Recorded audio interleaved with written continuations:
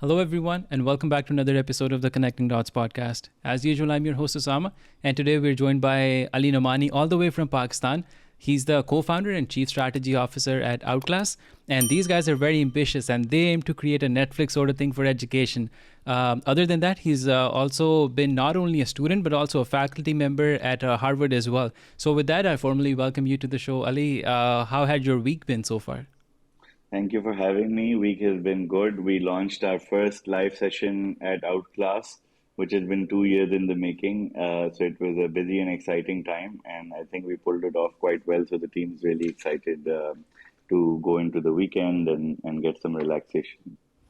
Amazing, perfect.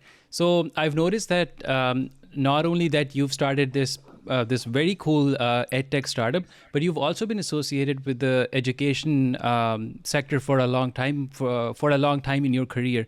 So provide us with an elevator pitch about how your career progression had been, and what are some of the key reflections for you.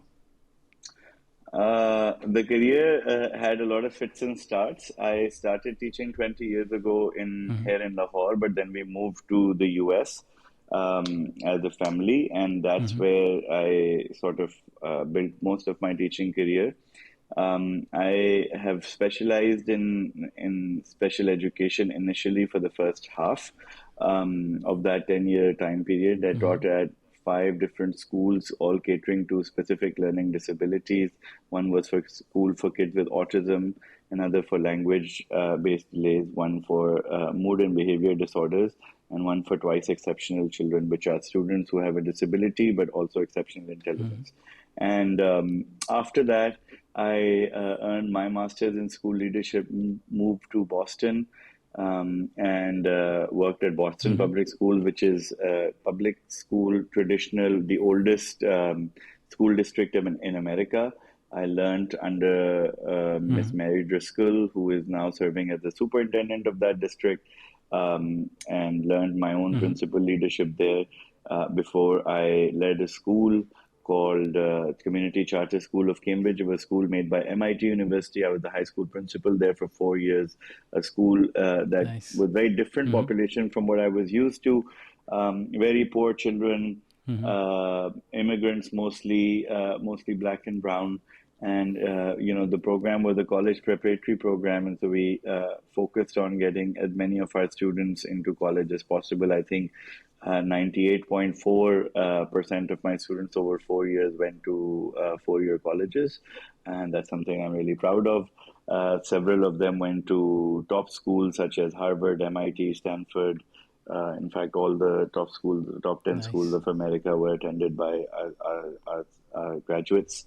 And then after a long career in America, I moved back to Pakistan to work with Sayyid Hmm. Babar Ali, Hmm. run his family's foundations and their educational initiatives. And then COVID, right before Hmm. COVID, we were toying with the idea of doing something in EdTech which would have a bigger reach across Pakistan. We feel, and I think increasingly the country is coming to this realization as well, that if we are to fulfill our constitutional responsibility of educating every child in the country, brick and mortar is not going to cut Of it. course. Yeah. Because we just don't Hmm. have that type of infrastructure in Pakistan.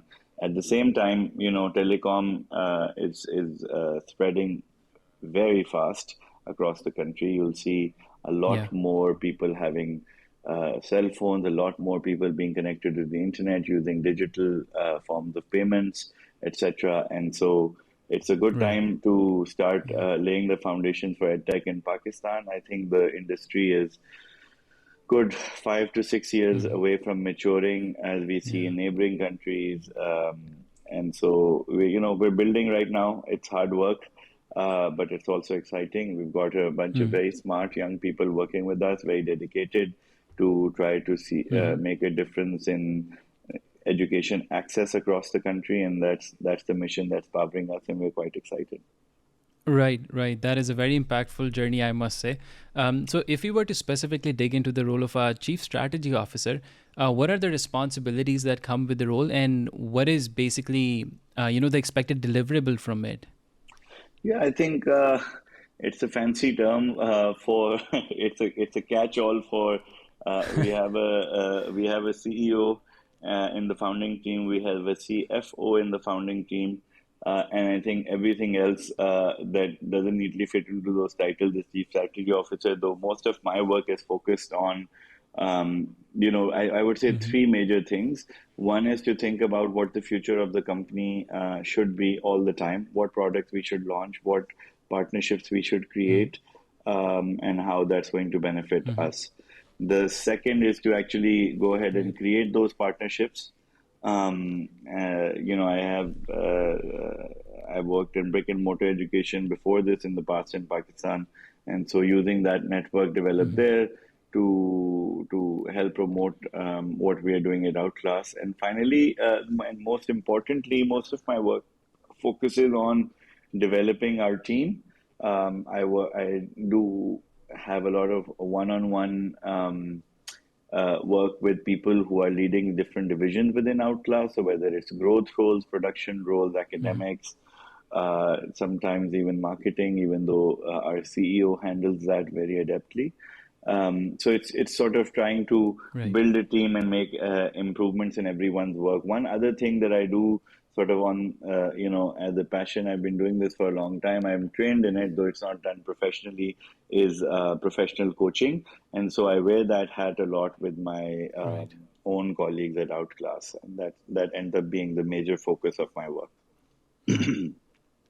Right, that is interesting. And Ali, tell you what, last year I was just scrolling through LinkedIn, and that's when a picture of three people showed up who were wearing suits, and the caption literally said that three Harvard grads aim to create a Netflix for education in Pakistan. It was such a profound thing that people in Pakistan, and although they are going abroad to get this higher education, and not only that they would be offered positions there, but they're coming back to the country and they're trying to give back to the community that they once came from. And it's such a profound thing. And I was like, I will definitely share with you whenever the time comes. So it's definitely a very, very special moment for me right now, from a year after I saw you in that picture, and now that you're here with us, sharing your thoughts. It's a very profound thing. Yeah, that's So very other kind of you other to than that, say. yeah. Hmm? I think that's very kind of you to say. It's and Yeah. very humble, and I really appreciate it. I think our own, we come from not the kind of background from where students usually attend places like Harvard or Yale, which is where one of our other co-founders has attended. Yeah. And we feel incredibly fortunate. I attended Harvard on a full merit scholarship. Usman attended Yale on a full merit scholarship, Yeah. and that sort of Wow. really stayed with us. That Right. we've been able to have the lives that we have because of the quality of education that we have. That's one of the first things you mentioned about me and the other people as well. And so we wanted to, we wanted to come back to Pakistan, even though I don't have any family in Pakistan. I was just mentioning to you, my mother lives in Ottawa, Mhm. my brother lives Yeah. in London, another lives in New York, my father lives in Houston, Texas. So it was just, and even my Oh, grandfather's wow. grave is in Okay. Texas, so it's just They're me all here. spread out. Yeah, yeah, they're pretty spread out. We used to all Yeah. live Yeah. together in Houston Yeah. before, but then slowly, as we Yeah. progressed through life, we ended up in different places. I was in Boston. So, Hmm. the Hmm. purpose of coming back here was to try to spread that privilege of a higher quality education amongst as many students in Pakistan as we could, because that's what has really made a difference in our lives. And we feel fortunate to, the numbers that we are impacting are very, very small today. But we're hopeful that, in another decade, inshallah, Outclass will be servicing at least be accessible to every single child in Hmm. Pakistan in one way or another.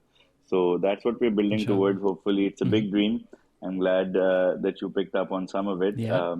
But inshallah, keep us in your prayers, and Hmm. we'll get there at some point. Definitely, definitely.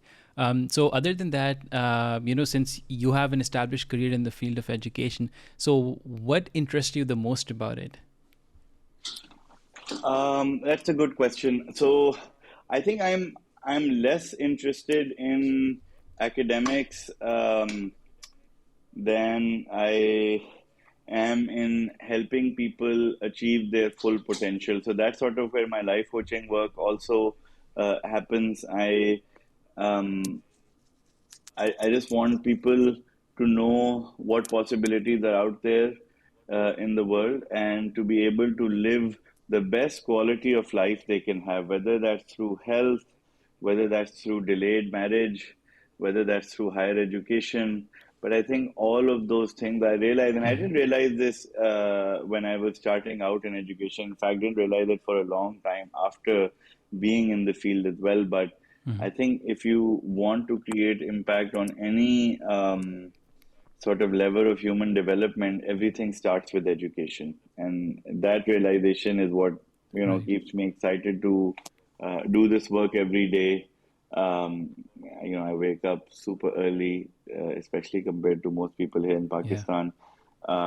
And so far in 20 years, there's never been a day where I would think that, what, today, if I just wasn't in education, if I was doing something else, it would be a better day. And that Yeah. just hasn't happened, thankfully, so far. I did have a short stint in private equity in America, and it was very short.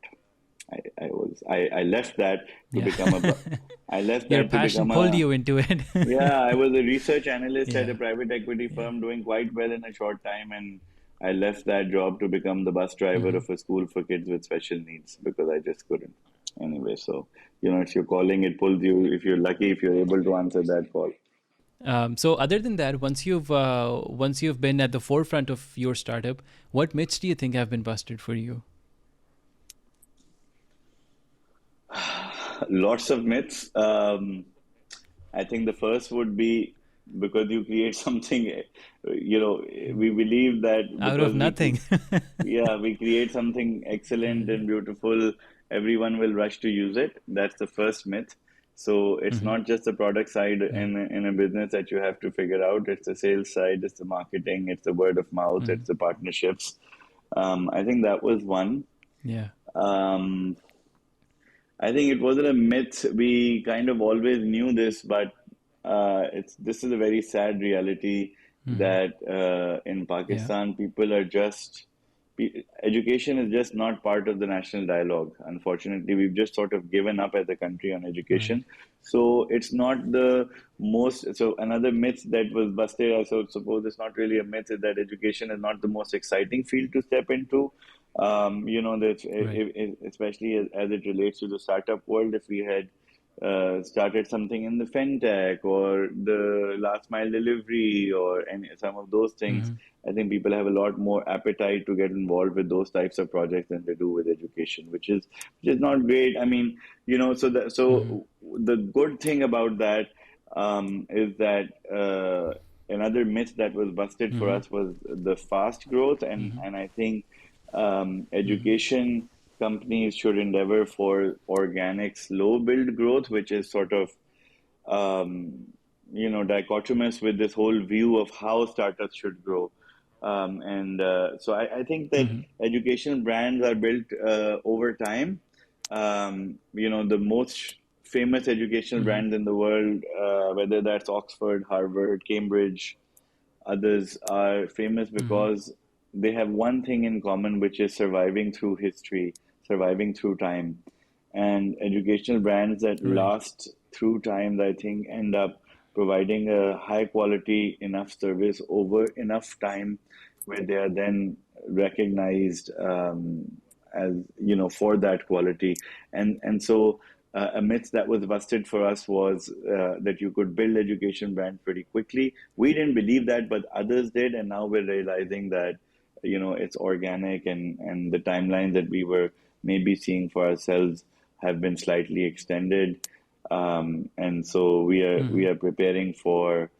We also are prepared for that sort of marathon and not the sprint. Right, that's interesting. And now, if you were to talk about talent management, it's easier when you are an individual contributor in the corporate world. But it's very different when now you were again the face of the company. But Yeah. again, depending on your need, you have to either shrink or expand, right? So let's say when it comes to hiring, what are some of the key traits that you look in individuals? Yeah, competence and motivation, these two. I don't care for too much technical knowledge, I suppose. I need to see Okay. that I have this belief that your 20s should be destroyed in search of whatever you're passionate about, whether that means that you don't sleep, whether that means you travel, whether that means you move Right. to uncom. I moved, I think, 16 times during Yeah. my 20s. And I think you No way. should, Okay. yeah, I was moving all the time, man. Yeah. Like I was going after one thing or the other. I was getting Yeah. out of some situations Hmm. sometimes in my 20s. I think the longest I lived in one place,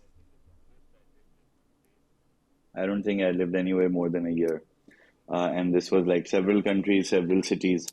And I think your 20s should be, So you're technically comfortable being uncomfortable. yeah, I think that's how your 20s should be. I Yeah. don't think you should own a lot of stuff in your 20s. Yeah. I don't think you should buy furniture. Hmm. I think you should spend all that money on travel and Okay. experiences and learning. And so that's the kind of, Yeah. I'm looking for people who are motivated and competent, but also Hmm. really keen to learn. I think in your 20s, you should expose yourself to a breadth of knowledge, and then go for depth in your Hmm. early 30s and go for expertise by your late 30s. And I think that's sort of a good career trajectory. And I'm looking for people who are on that Hmm. trajectory. People generally from other people in my position. So you should also understand that this is not the first time, even though it's my first time I'm running my own company. I have another company as well. But this is not Hmm. the first time I've been in people management Hmm. position. So for the last 6, 7 Right. years, I've been in roles. Maybe last 10 years, I've been in roles where I'm Hmm. responsible for more work than I can Hmm. individually accomplish. So in those sort of Hmm. management roles, the experience have been really, really handy, especially the experience of being a high school principal. So using those experiences to try to groom my team members, I think is the most fun part of what I do actually. So I've actually found the talent in Hmm. Pakistan to be or at least those who have lasted with us to be quite high quality. And I know that's not the experience many people share. I think people have, Hmm. I could always want my team members to have more exposure to different parts of the world and different ways of Right. thinking. That's one thing I think that's really limited in Lahore. But other than that, like technically Hmm. and academically and in terms of their passion to pursue what they're working on and the hard work, I found my team to be very, very capable Hmm. and energizing to work with. Right, that is exciting. So again, thanks to LinkedIn that I saw that picture of you with your newborn kid. So tell us some experiences from your startup dad life. Yeah, that's been a great one. So I have two Yeah. kids, and I would say I have three Hmm. kids. Outclass was the first of them. Actually, no, Outclasses another. Nile Yeah. was the first of them. My son was born 3 months Hmm. in 2 months before we started Outclass. And so he's Hmm. grown up with this company, or in the sort of this company is growing up on his shoulders. And then 2 years into Right. 2 years after Nile, we had Noor, who's my daughter, mashallah, and that's the Yeah. picture that you saw. Hmm. She was, I think, Right. uh, a month and a half old that night, where it had just been a really Yeah. long day. My partners were both in England, and I was dealing with Okay. reporters. And I'm a teacher. I'm not a businessman, and so Yeah. it's like a lot of reporters were, Yeah. because some startups do hanky panky stuff with their Mm. investment announcements and such. So they were trying Right. to Yeah. see if we were doing any of that, and they were trying to catch me in, Yeah. the reporters were the investigative Hmm. reporters. I don't mind, that's their job. But it Hmm. was making me really nervous, Yeah. because I was like, these guys are asking questions that are making me question myself. Am I saying all the truth in this? So it Yeah. has just been a long That day, I means they're think. doing their job right. Yeah, they're doing their job, and here I am, like thinking, yeah, Yeah. they're asking me all these questions. Maybe it sounds like they're assuming that I'm lying to them, but I'm not. Like, what's going on here? So that Yeah. was a tricky day. Yeah. But I think overall, Mm. being So I really enjoy being a father. I love it. Hmm. I'm Nice. a what you would call a very involved father. I woke up at 7 o'clock today, and I've been hanging out first with my Hmm. daughter, then with my son, and I've convinced them somehow Right. to stay outside while I do this podcast on, this is my office, but on a Thank you, sun. Niall, if you're listening. No, no, no, no. I mean, Yeah. like I can hear some squeaky Yeah. toys outside, but I think the dogs are keeping them busy. But Yeah. with the kids, it's constant, man. Like Right. Yeah. we were on the road, Hmm. all through COVID, looking for the best teachers across Pakistan. So that was, we were going to Karachi, we were going to Hmm. Islamabad. My son was 6 weeks old, when I Yeah. put him in the back of a car and drove 14 hours to Karachi. And Oh, wow. that Okay. was, and it was right in the Yeah. middle of COVID, and a lot of people said, what do you shouldn't travel with such young kids. You're driving across Pakistan in the middle of the night, this that, and Yeah. so he's grown up in the startup vibe. He's very dear. Hmm. So he was the stress relief ball for Yeah. all of our team in the early days because we worked very closely Right. together. We worked for the first two Right. years in our homes in this office and another office that Eamon, the Hmm. CEO, has. And so Hmm. it's very much like having to pick up the kid on the go, just like you would pick up a tablet and just run, or sometimes I'd be having my Yeah. some meetings in the car. Sometimes Yeah. one day I remember. When we had our second kid, I was on an investor call, going to the Hmm. hospital because her bilirubin levels were showing up. We were shooting up. We were showing up in the emergency room, and my wife and I Oh, okay. were going to the hospital, and I was on the call with an investor. Those are all memories now that we have. Yeah. Thankfully, I have a very competent wife. She was a Yeah, doctor in man. Duty America. calls. Yeah, so Yeah. she takes care of the kids well, and I Yeah. do too.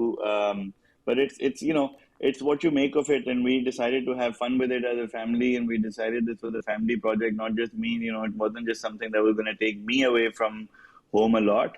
Um, Hmm. uh, Right. and then there are the other Yeah. startup Brad pressure, the finances and stuff like that, and I think we managed that as well. I decided I'm Hmm. not going to spend money buying stupid toys and clothes for my kids, not when I can, avoid it. Okay.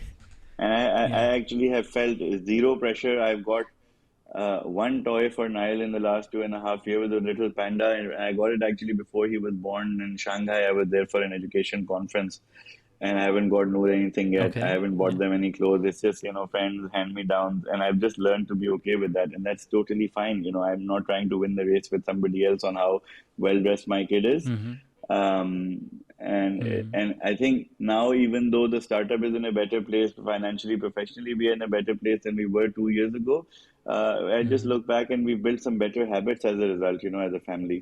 So Yeah. net to net, I think it's what you make of it, how you think about it, and how you communicate and plan as a family. And it's not easy. A nine to Right. five job would have been Of course. easier, Of course. Yeah. but it's Yeah. it's it's been fun so far. So I no Yeah. complaints, and Yeah, let's see. that's amazing. And again, that brings me to I would say a hook that I can attach to the previous question, that for someone who's in the corporate world and they're leaving it for the discomfort, so to speak, of the startup world, what would be one takeaway that they can get from your experience?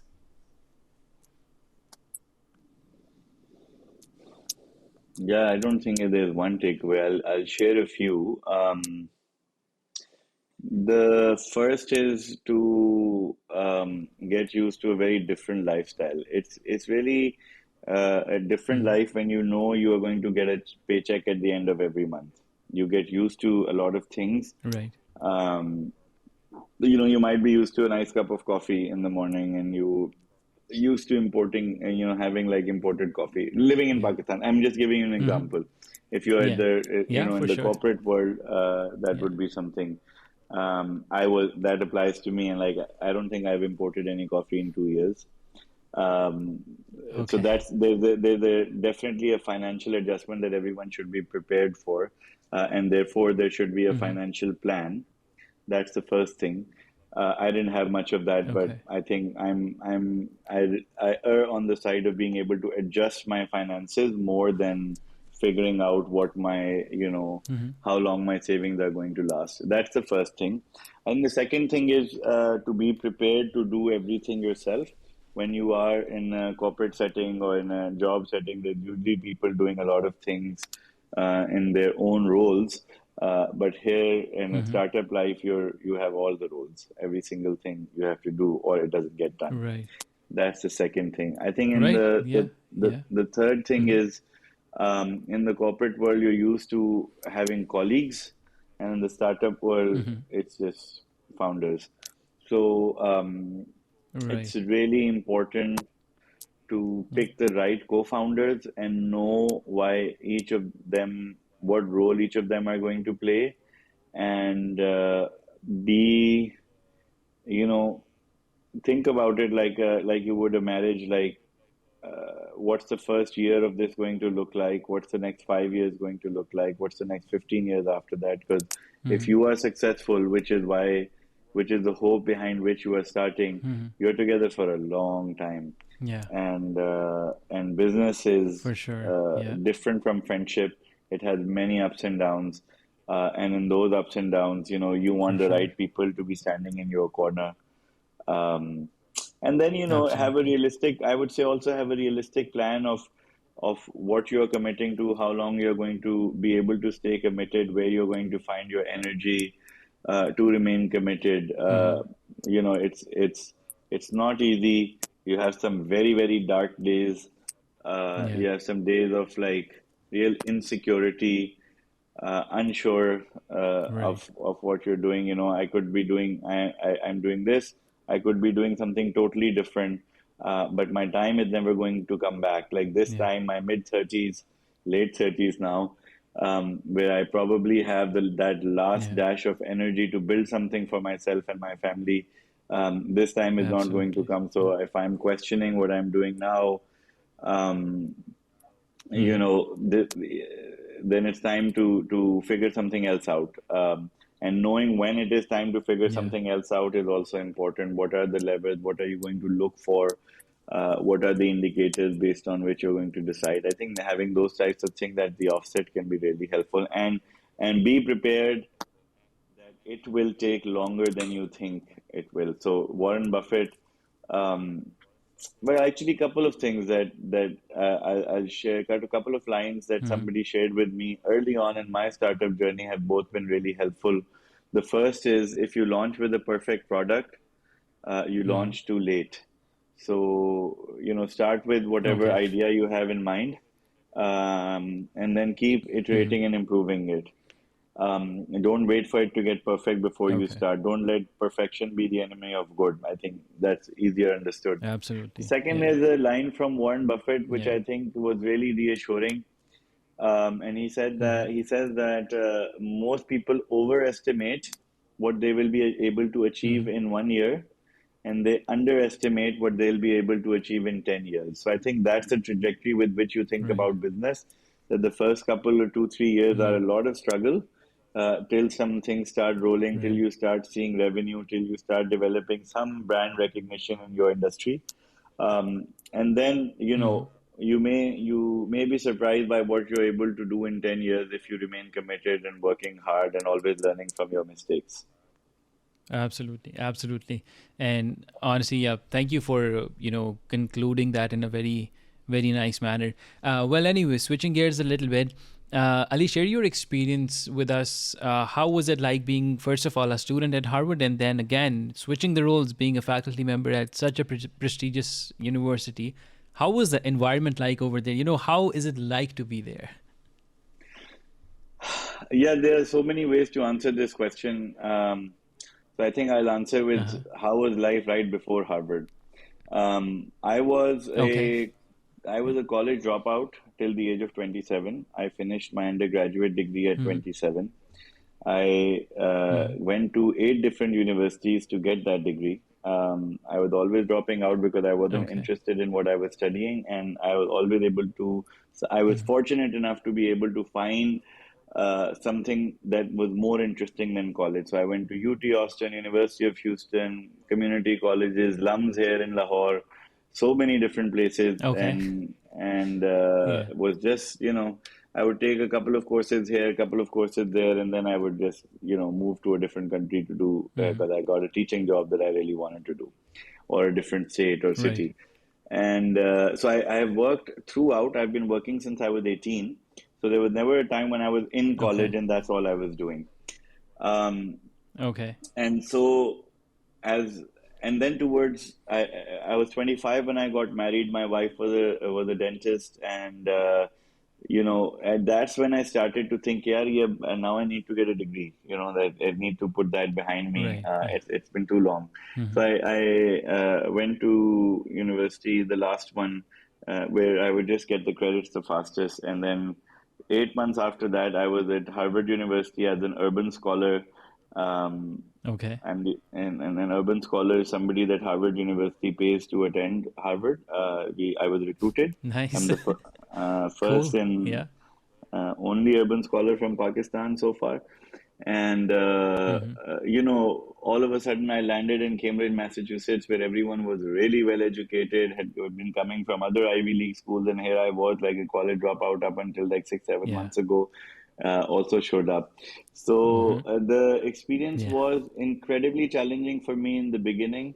There's something called stereotype Mhm. threat, which is where Mhm. people from backgrounds that are not the Mhm. norm in any environment, whether it's girls in mathematics or black people in the law and medicine or college Mhm. dropouts at Harvard University, you really feel like you are, not in the right place where you're supposed to be. So I think I definitely experienced that challenge also in the beginning. But Mhm. I was there to learn, and I really wanted to. I was not there to try to impress anyone, which I gave myself permission to do that very early on, and that I think made a lot of difference. I was quite, Mhm. aggressive in demanding the best learning opportunities. And I was in a very unique program. So, in the school leadership Okay. program, Yeah. is the flagship program of Harvard's Graduate School of Education. And I was the only one from Pakistan to ever do that program because it's about becoming it's about training you to become a school principal in an urban environment, which means like an inner city, poor city school. Mhm. So 50 of us started that program together. I think 47 of us finished, and I was the one person in that program who started off as a principal right after. I think others started assistant principal or more teaching roles or deanships. Um, Mhm. and I was the youngest high school principal in Massachusetts in 2015. I was 28, and Nice. Nice. Yeah. I, I always felt like Yeah. these things were happening, like, how is this happening? I was a college dropout and now I'm at Harvard. Okay, I just finished Harvard and like I'm so young and I'm a high school principal Yeah. in the state that's Massachusetts is very, very demanding in education. It's the number one state in education in America for the longest time because Mhm. it's very demanding. And then I'd never worked at a charter school, which is a very unique type of school. And so I was the Mhm. principal of one, and just Mhm. things just kept happening, and then my Yeah. first year, my kids scored top in the state in the MCAS, and so Harvard was very keen to invite me to teach there, and so I started teaching in the Mhm. school leadership program, preparing other school principals. So it was just like one thing happening after the other, and then the year after that, MIT saw was really MIT University was really interested in some work that I was doing in my school, and so they wanted me to come and teach that to their network of principals, which was about 8,000 Oh principals wow. Okay. through the massive open online course. So I taught there. So it was just one thing happening after the other, and I kept just saying yes to everything that was coming my way. I was very Mm-hmm. conscious that I wanted to try and learn as many things as I could before I moved back to Pakistan. So I would have that arsenal of experience with me that I could put to use in Right. different contexts in Pakistan, Yeah. and and I have, and Mm-hmm. I love it. And from that life in Massachusetts, in Cambridge, in sort of 4 feet of snow. I came back in July 2019, and 4 days later, I was in Muzaffargarh, uh, sitting in buffalo paddies and just sitting, wearing Mm-hmm. kurta shalwar Yeah. and just like in the poorest of the poor people of Pakistan. I was just sitting Yeah. and just learning what's Yeah. happening in their education and what their hopes and dreams are for their Yeah. children. Because the role that I came back to do Yeah. in Pakistan, it was a nationwide role, and I just wanted to learn, what's happening in the nation, and so it was coming back to Pakistan from that environment was a really big change because I didn't come here to sit in a pretty office. I came here and I hit the ground Of running, and course. Yeah. I was on the ground. No, I mean, I had Yeah. a pretty office. I had a few offices in different, Mm-hmm. things that were in my portfolio. But here it was, Mm-hmm. Pakistan's needs in education are so dire. I mean, so dire that I 100%. don't think we Agreed. can afford to sit in Agreed. offices too much. Right. So maybe the other side of the picture, Ali, what are the core values that you uphold in your professional life? The most important one is integrity. I'm a teacher. Before Mm-hmm. I'm anything else. Whenever, like even today, when people ask me, "Who are you or what do you do?" I always say I'm a teacher. That's how I identify. I don't teach because this is Mm-hmm. my job. I teach because this is, I am convinced that this is what I was made to do, what I was born to do. Right. And so integrity, I think, Yeah. is so crucial. If I am dishonest, or if I lie, or if I steal, or if I cheat, I think it's only going to be once in my career. I will only be able to do that once, and once that is something that people associate with me, I can never be the kind of teacher Yeah. that I have always been and never have always aspired to be. So that's a sort of a Mm-hmm. requirement. It's not that I'm a very nice person, therefore I have high integrity. I hope that's true as well, but I think that's just, you Right. can't do Yeah. without it. I'm Mm-hmm. incredibly energetic. I wake up at 7 or before every day, on the weekends, on the weekdays, and I I do a lot of things even before I get to the office, whether that's walking the dogs, checking my emails. I'm still very connected to Mm-hmm. my community in the West. So my early morning Right. hours here are to stay in touch with people in America and in other countries. And Right. you know, I think all these things are related to Yeah. integrity, man. Like I could tell you, punctuality. I'm always on time, and Yeah. I think that's also part of integrity. Yeah. I work really hard. That's part of Yeah. integrity because I respect what I do. I Yeah. don't lie or cheat to Right, people. but again, it's a thing we can stretch it to whatever extent we want. But I think yeah, the one pin if we were to pinpoint just one particular thing, that is going to be integrity. That is very important, and I feel like in as far as our generation is concerned, I think it's very important that we take that responsibility. That okay, if a system is broken and then the generation before us keeps complaining that the other person is so and so, but then maybe it's our job to show that in our characters so that we can build that moral compass as far as our professional dealings are concerned, and then we can uplift the community as a whole. Yeah. We have no other Yeah. option. I mean, Yeah. we otherwise you look around you, you see people who are dying slowly every day. I don't want to die Of slowly. course.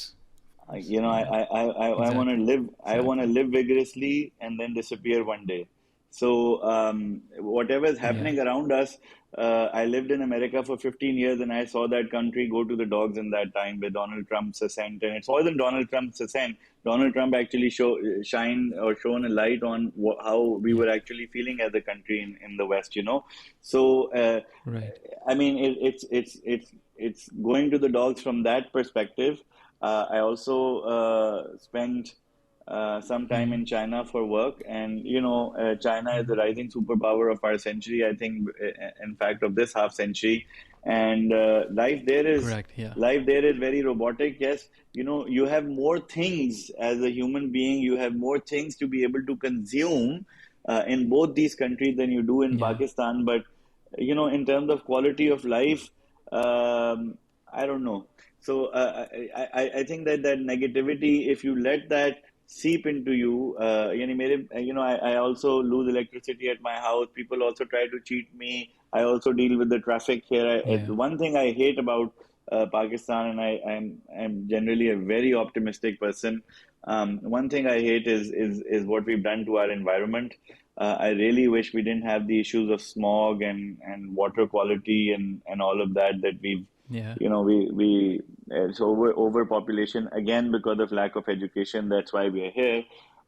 I wish, and it's also other people's mess that Hmm. we are dealing with here, particularly the West, Yeah. in terms of climate impact. And that's one thing that makes it really that you see around you every day that makes you sad. Otherwise, man, like other than that, I think this is the country we have. This is where people look like us. Yeah. Of This is course. where you're never judged for the color Yeah. of your skin or the faith Yeah. that you keep or the clothes that you wear or the smell of your food. Yeah. And we have no other option but to try to protect it because no matter where we go in the world, if we Yeah. are able to, I mean, and this I learned from the experience of black people living in Yeah. America, they're always able to say that their forefathers came from Africa. And if you don't have that type of identity, then I don't know what you're like just an untethered feather blowing Yeah. in the air, and that's not a good way for humans Exactly. to be. Exactly. 100%. So, Ali, now that we are reaching the end of our conversation, and honestly, I'm having a great time, but I would rather conclude at this question that, you've been with the education sector for so far. In your opinion, what are the key traits of a good teacher? Because one of the things I can think of is that, they are really a key factor in helping their students maybe find the purpose of their life, right? So, in that regard, what would your conclusion be in terms of the traits of a teacher? Yeah, when you asked me the previous question of what's the most important thing in your professional world, and when I had said integrity, if you'd asked me um, as a teacher, what's the most important quality? I would have said, and I almost said it even then, the most important quality a teacher must have is love, because Mm-hmm. and love, not in the sense of romance or anything like that, but love like you love your children, because Of course. Of course. when you love your children, you can stack on a lot of other qualities on top of that. Like you're hopeful for them, you're energized for them, Hmm. you wish the best for Of them, you course. give them unconditional support, you believe in them. And I think Hmm. that's a very important foundation for a teacher to have, because a teacher must believe in their children and their capacity to live better lives. And that belief only comes, and sometimes that belief requires you to be foolish, right? Like you're seeing something in front of you, कि यार ये बच्चा नहीं पढ़ रहा, but then you still must believe that Right. okay, that's a issue of yet. It's not because he can't or she can't. It's just that they have not Hmm. yet been able um, to achieve what it is that we are hoping for them to achieve. So it's that kind of insanity in your belief system that's required if you want to service children.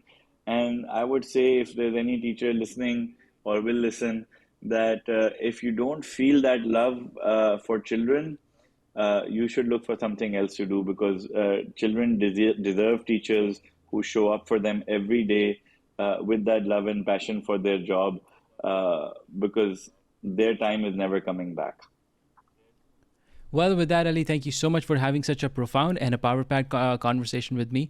And as far as our audience are concerned, if you like the Thank you. content, please feel free to like, share, and subscribe. And until the next episode rolls out, do check us out on other streaming platforms and take care of yourself. And we'll see you soon. Bye.